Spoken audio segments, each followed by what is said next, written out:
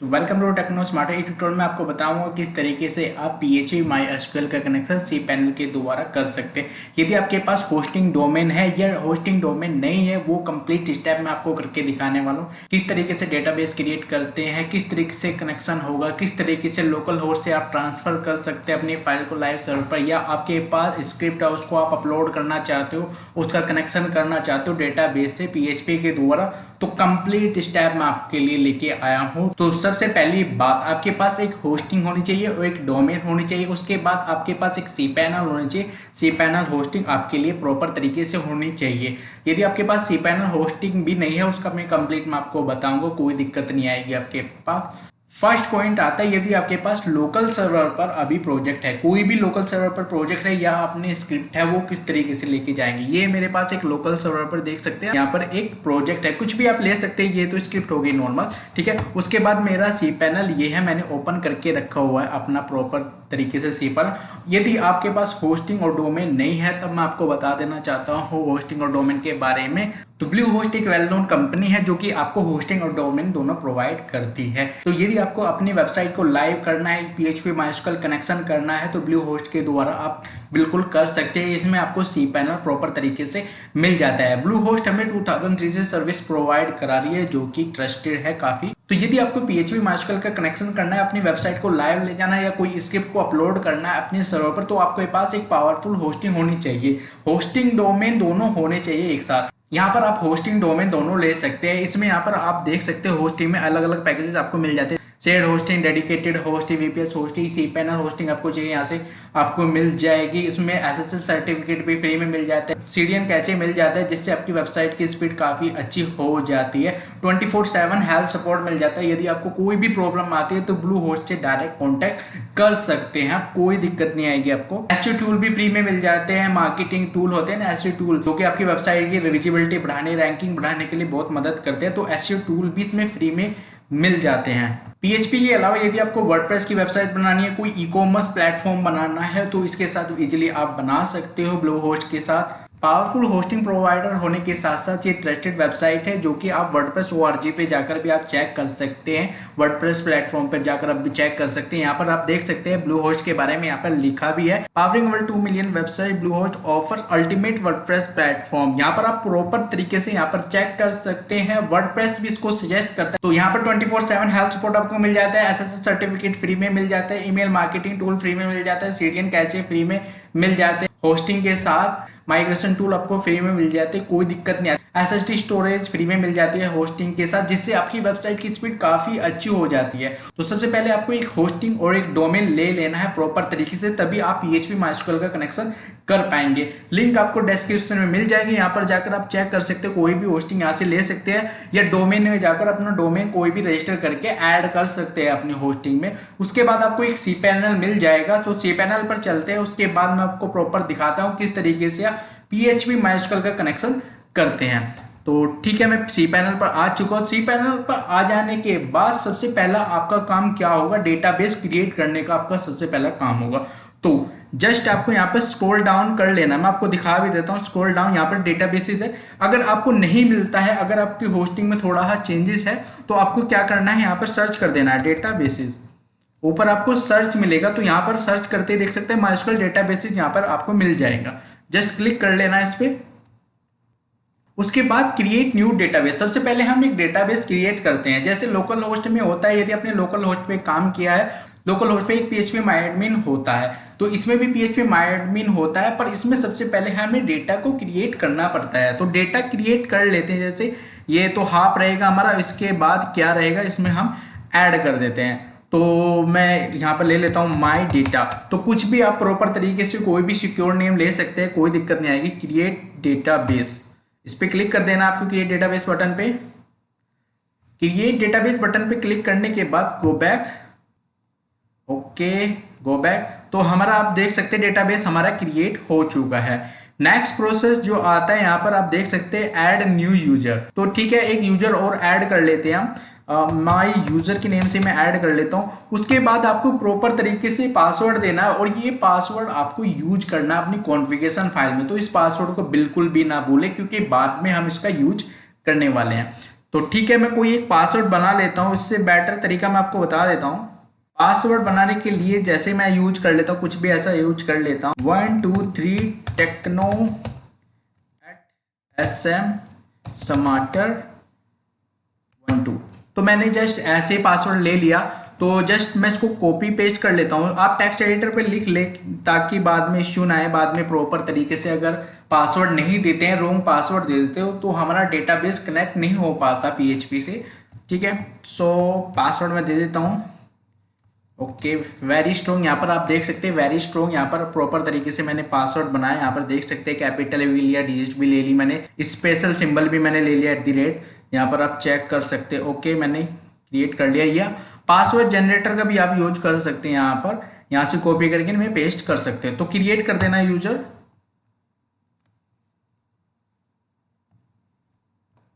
उसके बाद go back.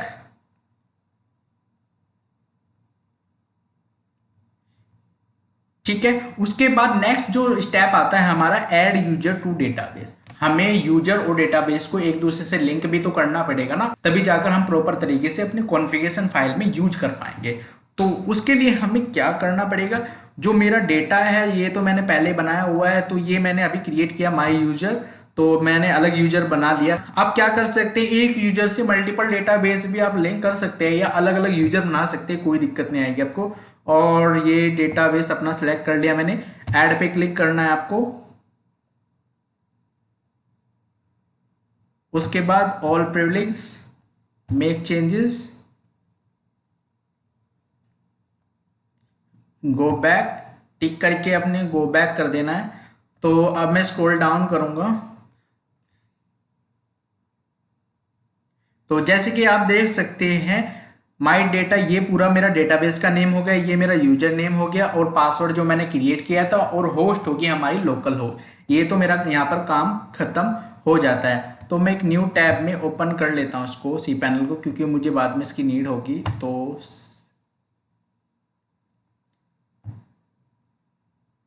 ठीक है, उसके बाद मुझे फाइल मैनेजर यहाँ पर सर्च करना है। फाइल मैनेजर अगर आपको सिलेक्ट करना है तो यहाँ पर जाकर भी सिलेक्ट कर सकते हैं। जैसे मैं क्लिक कर देता हूँ फाइल मैनेजर पे।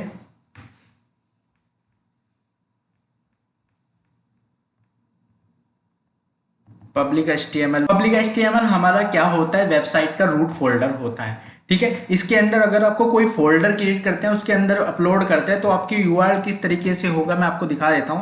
तो पब्लिक HTML क्या होगा, example.com, ये हमारा जो रूट फोल्डर है यहाँ से ओपन होकर आएगा। अगर किसी फोल्डर में आप सोर्स अपलोड करते हैं, जो भी आपका सोर्स है लोकल होस्ट से निकालते हैं या आपने परचेज किया है, तो फोल्डर में डालते हैं, तो फोल्डर में कुछ इस तरीके से ओपन होगा।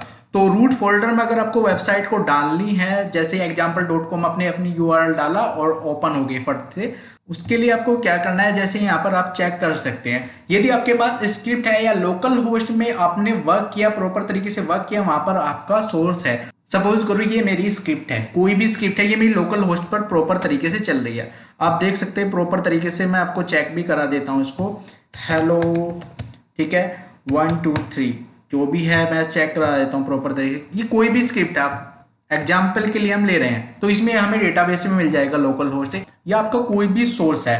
तो अभी मैं सोर्स निकाल लेता हूँ, जस्ट जैम सर्वर। तो जैम सर्वर में मेरा वेब नेम से है, आप यहाँ पर चेक कर सकते हैं जो भी सोर्स है आपका। अब मैं इसकी जिप बना लेता हूँ। सबसे पहले आप इसको जिप बना लिए, जिप फाइल में कन्वर्ट कर लीजिए। यदि आपने कहीं से सोर्स डाउनलोड किया हो तो वो भी आपको जिप में मिलेगा प्रॉपर तरीके से। तो मैंने डाउनलोड कर लिया। अब यहाँ पर आप देख सकते हैं वेब है, यहाँ पर मैं इसको अपलोड करूंगा हमारे पब्लिक HTML फोल्डर में। ठीक है, तो किस तरीके से अपलोड करना है, जस्ट अपलोड पे क्लिक कर देना है, सिलेक्ट फाइल, सीटॉक्स वेब। यहाँ पर आप देख सकते हैं वेब भी आपको यहाँ पर मिल जाएगा। वेब मैंने क्लिक किया तो यहाँ पर देख सकते हैं अपलोड हो गया। जो भी आपकी स्क्रिप्ट है, या तो आपने डाउनलोड की है, लोकल होस्ट से आप अपलोड कर रहे हैं, तो जो भी स्क्रिप्ट है यहाँ पर जस्ट आपको पब्लिक HTML में अपलोड कर देना है। गो बैक 100% अपलोड होने पर, उसके बाद राइट क्लिक, एक्सट्रैक्ट कर लेना है, क्योंकि हमें एक्सट्रैक्ट करना पड़ेगा इसको, और रूट फोल्डर में हमें एक्सट्रैक्ट कर लेते हैं इसको। ओके, ये मेरी एक्सट्रैक्ट हो गई। उसके बाद यहाँ पर देख सकते हैं ये जिप फाइल में डिलीट कर सकता हूँ यहाँ से, कोई दिक्कत नहीं आएगी। उसके बाद वेब उसके बाद मैं इसको मूव कर लेता हूँ, जितना भी आपका सोर्स है या फोल्डर है, ठीक है, उसको मूव कर लेना है हमें, किसमें, पब्लिक एचटीएमएल फोल्डर में। ये हमारा रूट फोल्डर होता है। यहाँ पर मूव दिया है, मूव, और मूव किस में करना है, बैक स्पेस पब्लिक एचटीएमएल, ठीक है, गो। ओके, वेब से हमारा हट चुका है वो प्रॉपर तरीके से, और वेब फोल्डर हम डिलीट कर सकते हैं, कोई दिक्कत नहीं।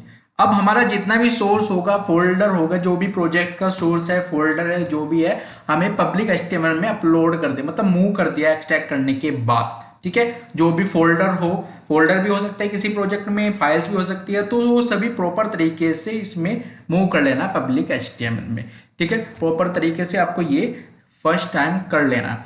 अब नेक्स्ट बात आती है हमारी phpMyAdmin डेटाबेस की। आपको .sql नेम से एक फाइल मिली होगी, या आपके जैम सर्वर में से हमें निकालनी पड़ेगी। तो सबसे पहले निकाल लेते हैं लोकल होस्ट। अगर आपके पास डेटाबेस नहीं है, मतलब आपके पास फाइल नहीं है, तो हम लोकल होस्ट से भी निकाल सकते हैं। यदि आपने सोर्स कहीं से परचेज किया, डाउनलोड किया, तो वहां पर आपको एसक्यूएल की फाइल मिलती है, database.sql इस नेम से कुछ फाइल मिलती है। तो यहाँ पर देख सकते हैं ट्यूट नेम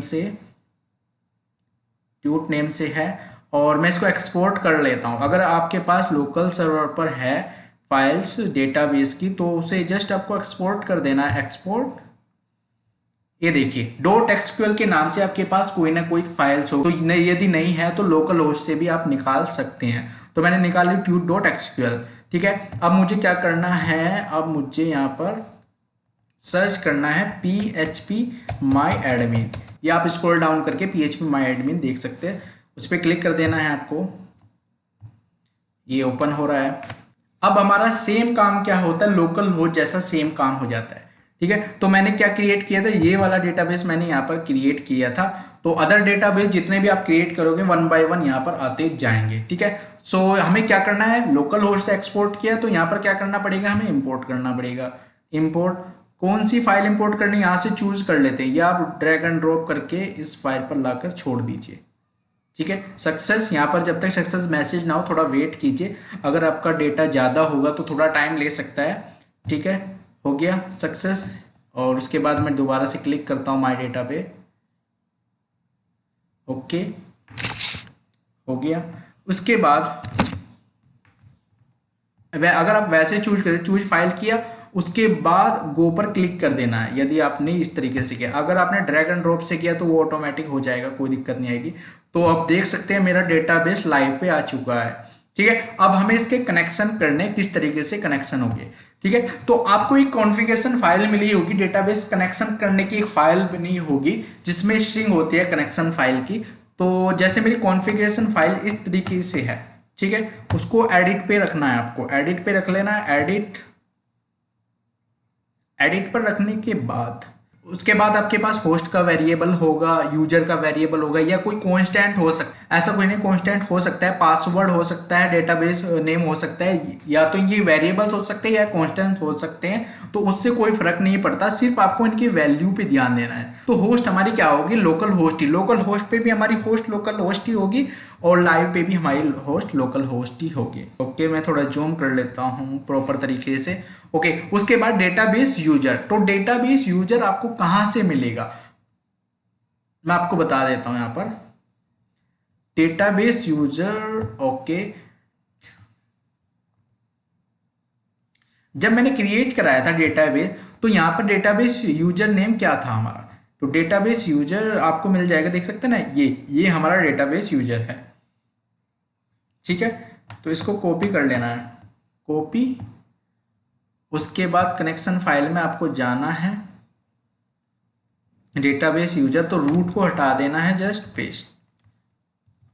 ओके, पेस्ट कर देना है, और इसको प्रॉपर तरीके से इस तरीके से। तो सिंगल कोटेशन या डबल कोटेशन मार्क हो सकती है आपके कॉन्फ़िगरेशन फाइल में, ऐसा कुछ नहीं हो, तो उनके बीच में आपको प्रॉपर तरीके से लिखना है, ठीक है। उसके बाद पासवर्ड। तो पासवर्ड क्या था, मैंने यहाँ पर निकाल के रखा है, जो मैंने पासवर्ड यहाँ पर दिया था। तो मैं इसको कॉपी कर लूंगा और यहाँ पर जाकर मैं इसको पेस्ट कर दूंगा। उसके बाद हमारे डेटाबेस का नेम क्या है, तो डेटाबेस का नेम आप यहाँ पर चेक कर सकते हैं, देख सकते हैं ना, ये डेटा। तो ये पूरा का पूरा आपको कॉपी कर लेना है, उसके बाद यहाँ पर आपको दे देना है, ठीक है। ये दे दिया आपने, उसके बाद सेव कर देना है। सेव करने के बाद आपको चेक करना है। एक और तरीका मैं आपको बता देता हूं, काफी बार ये इश्यू आ जाता है, आपने कनेक्शन फाइल सेट कर दी, काफी बार ये इश्यू आ जाता है आप वर्जन सेट नहीं करते। जो लोकल होस्ट पे वर्जन सेट है या जो आपकी स्क्रिप्ट में मिला है कि ये आपको सेट करना है, तो प्रॉपर तरीके से देख लीजिए किस वर्जन पर आपको चलाना है। यदि आपने लोकल होस्ट से लाइव सर्वर पर ले जाते हैं तो सबसे पहले देख लीजिए किस लोकल होस्ट सर्वर पे, मतलब किस वर्जन पर आपने वो स्क्रिप्ट तैयार की है। ठीक है, तो वो वर्जन हमें यहाँ पर सेट करना है। तो यहाँ पर आपको PHP वर्जन सेलेक्ट करना है, PHP वर्जन सर्च करना है, तो सिलेक्ट PHP वर्जन आपको यहाँ पर मिल जाएगा। तो कि या किसी होस्टिंग में ये एक PHP कॉन्फ़िगरेशन आता है या मल्टी एडिटर भी आता है, मल्टी एडिटर में भी आप यहाँ से सेट कर सकते हैं, कोई दिक्कत नहीं आएगी। तो PHP वर्जन सेलेक्ट, ठीक है, तो मैंने यहाँ पर अभी सेट किया है 7.4, क्योंकि 7.4 पे ही मैंने अपनी स्क्रिप्ट रेडी की है। ठीक है, उसके बाद ऑप्शंस भी मिल जाते हैं, यहाँ पर ऑप्शंस भी चेक कर सकते हैं। एरर डिस्प्ले करनी है लोकल होस्ट की तरह, यहाँ पर एरर डिस्प्ले करनी है क्या, तो यहाँ पर टिक कर दीजिए। और या लोग्स क्रिएट करने एरर्स देखने के लिए, जैसे लाइव सर्वर कोई प्रॉब्लम आती है हमें एरर्स देखना है, तो यहाँ पर भी चेक कर सकते हैं, इसको ईओल कर सकते हैं, तो वहां पर आपको लॉग्स क्रिएट होगी, एक एरर लॉग फाइल क्रिएट होगी, उसको एडिट करके वहां पर देख सकते हैं क्या एरर आई है हमारी स्क्रिप्ट में। ठीक है, तो यहाँ से इनेबल कर सकते हैं, कोई दिक्कत नहीं आई। तो सर्वर सेट कर लेना है, उसके बाद अगर कोई भी एरर आती है और एरर आपको चेक करनी है, तो यहाँ से पहले आपको एरर को इनेबल करना पड़ेगा। डिस्प्ले एरर को टिक कर दीजिए और उसके बाद ई ऑल कर दीजिए। ठीक है, एरर ऑल, और आप लोग को भी इनेबल कर सकते हैं, कोई दिक्कत नहीं आएगी। अब हमें क्या करना है, हमने कनेक्शन फाइल तो क्रिएट कर दिया था, उसके बाद हम क्या करते हैं, अपनी वेबसाइट को विजिट करके देख लेते हैं। तो मैं क्लिक करता हूं, यहाँ पर देख सकते हैं आप प्रॉपर तरीके से, यहाँ पर देख सकते हैं जो मेरा डेटा है, डेटाबेस से मैं आपको दिखा भी देता हूं, डेटाबेस से जो मेरा डेटा है प्रॉपर तरीके से आ रहा है। ओके ओके ओके, मैं आपको यहाँ पर दिखा दूंगा, ये देख सकते हैं ये। ठीक है, अब मैंने लाइव किया है, ये देख सकते हैं लाइव है, सिक्योर है। और ऐड न्यू पे मैं क्लिक करता हूं प्रॉपर तरीके से, और मैं एक और डेटा यहां पर ऐड करता हूं, this is my pro, okay, product pro 1 2 3 4 5 6 जो भी है। सबमिट मैंने क्लिक किया, सबमिट पे क्लिक करने के बाद यहाँ पर आप देख सकते हैं यहाँ पर ऐड हो चुका है, और डेटाबेस में भी मेरा चला गया होगा प्रॉपर तरीके से। तो यहाँ पर आप देख सकते हैं प्रॉपर तरीके से हमने PHP MySQL का कनेक्शन यहाँ पर सीखा। ठीक है, उसके साथ साथ मैं आपको एक और चीज बताने वाला हूँ, यदि आपको इससे अलग भी कोई प्रॉब्लम आती है लाइव सर्वर पे, तो इस ट्यूटोरियल के बाद आपको कोई भी एरर नहीं आएगी। ये लिंक आपको डिस्क्रिप्शन में मिल जाएगी, यहाँ पर जाकर कंप्लीट स्टेप आप देख सकते हैं। ठीक है, प्रॉपर तरीके से मैंने स्टेप बताए हैं, प्रॉपर तरीके से अगर कोई बग आ जाती है, कोई एरर आती है, तो उसको रिजोल्व करने का तरीका भी मैंने यहाँ पर लिखा हुआ है प्रॉपर तरीके से।